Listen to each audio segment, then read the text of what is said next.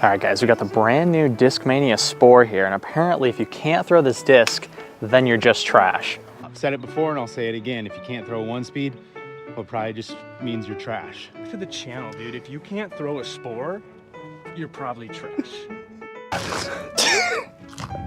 I can't throw it, man. I've tried Discmania. I've tried 7 times, actually. I'm not kidding you. So there's been a lot of videos about this disc, and basically at the end of the day, if you can't throw it, then you suck. So today I'm gonna find out if I'm good or if I suck. The Spore is very similar to the Glitch. It's got flight numbers of 1701, Discmania's version of a Glitch. People say it's a little bit more stable than the Glitch. It's also in this super soft neoplastic. I feel like on this they should specify that it's like a neo soft because this is very different from typical neoplastic. Anyway, first throw, let's see how she flies. Definitely a fan grip type of disc. Oh yeah. All in all, first throw, pretty good. Put it on a little bit of angle and it really started wanting to fight out at the end, but I think it's gonna be a really fun disc. So we're gonna do a quick 9 holes here at Reedy Creek Park to test out the Spore. Today's video would not have been made possible without the help of Power Grip USA, the official channel sponsor until the end of the year. Use my code Iceberg10 to save 10% on anything over at the website. If you spend $40 or more, you also get free shipping. So most sites either do a discount or free shipping, but over at Power Grip, you can get both. So it's absolute fire. Go check out the website. Use my discount code and click the link in the description below. All right, we're outside the circle. I'm still on no jump putt duty, so we're gonna go with the little punchy spinner. Probably won't make any of these today, but we'll try. Oh no. I'm gonna have to work on that one. All right, hole 2, 237, par 3. It was fairly stable on this first shot. We're just gonna try and hit this left side gap and hope it swings at the end. I love the line. It didn't quite swing, but that thing is super straight and super glidey. All right, a little punch throw, try number 2. It'll be fun to work on this today as well. Just really elbow it in there.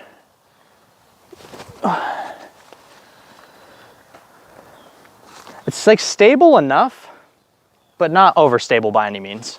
Hole 3, I believe we're in the 277 position.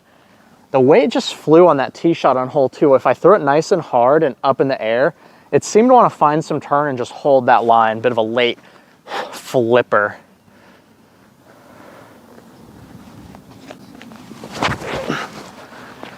Oh, okay. It's a very straight shooter. It's gonna immediately point out any mistakes you make. And we got the Cosmic Fury 2 as well. If you wanna see the review of this, it's gonna come out early next week. So be sure to subscribe and you can look forward to the review of the Cosmic Fury 2. We'll give you guys a quick sneak peek here. Oh, it's a laser beam. Flies exactly the same as the Cosmic Fury one. Hole 4, 214. I'm starting to think that this disc is more stable than it is. It's just straight. I need to throw it exactly where it needs to go. There it is. Beat it. Oh, I love that line so much. All right, we got some homies on the next tee pad, so this is an ideal time to show you guys the profile here. It's got what I think to be a bit more sizable bead than a Glitch has, which definitely is gonna aid in its fade at the end of the flight. If it was beadless, it would be a very understable, more like 0-0 style disc. But just show you guys, this thing is an absolute floppy disc. So I feel like they should advertise that it's Neo Soft a little bit better because people are gonna buy this thinking it's the typical neoplastic and they're just so soft and gummy. It's not a bad thing, but if you didn't know how gummy they were because you didn't watch this video, you might be disappointed when you bought it if you thought it was gonna be normal neoplastic. Hole 5, probably my favorite hole on the course, 226-foot par 3. Really need to give this shot some height. We want to just really try and push straight, try and get it to climb that hill. Again, not trusting it to go straight even on that last shot, so let's really trust it this time.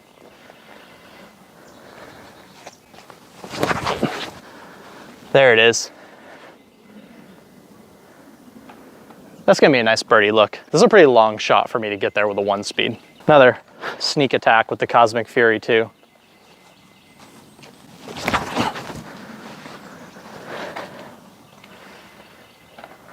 2 birdie looks, that'll work. All right, hole 6 is an absolute doozy. What do you want to play, the par 3 or the par 4? Well, Grant says we're playing the par 4. I'm going to still go with the Spore here. It's going to be a tough birdie 3. Let's see if we can't at least pump one down the gap here.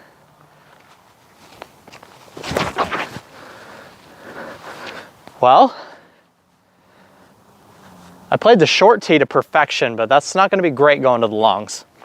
I do think there's some validity to saying, you know, if you can't throw the glitch or the Spore or any of those kind of straight one speeds, you might be trash. It doesn't necessarily mean you're trash, but if you can throw those discs, you can pretty much throw any other disc. So if you can throw a Spore or a glitch or a rattler, any of those one speeds well, you can pretty much put any disc in your hand and throw it well, because those one speeds are going to point out your flaws almost immediately, as to where some of those more stable or faster options are going to cover up more of the mistakes that you're making. Those one speeds, they're not having it. Oh! No, definitely trash after that. And I think if you're already a glitch thrower, I actually think you might like the Spore even more. I think it's a lot more comfortable just having this bead here. You can trust it a little bit more. You can't fully trust it. It's not stable, nor is it flippy. It's really just one of those super straight point and shoot discs. Hyzer stays on hyzer, flat stays on flat, and hyzer holds the line. It's a very fun and shapeable disc, but it's definitely a new skill worth learning.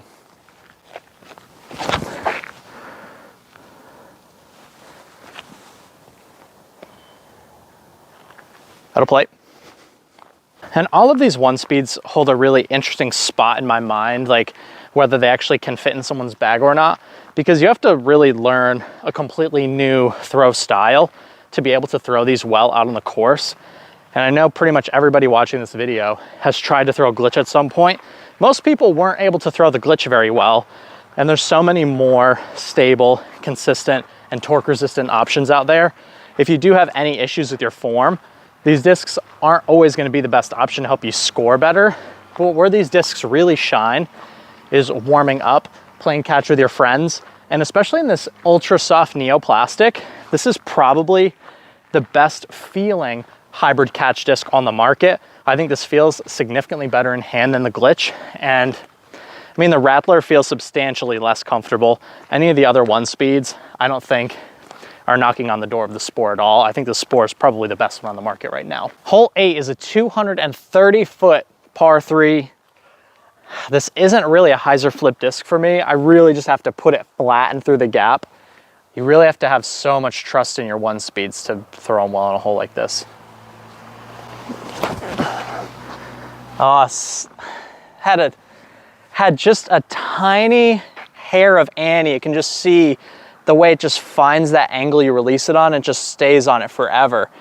You can shape some really unique lines with a disc like that, and it's really fun to throw, but it's so tough to master. All right, one last punch throw. Maybe we'll get one more punch look on 9. There it is. Oh, I tickled the chain. Okay, that's improvement. That's improvement.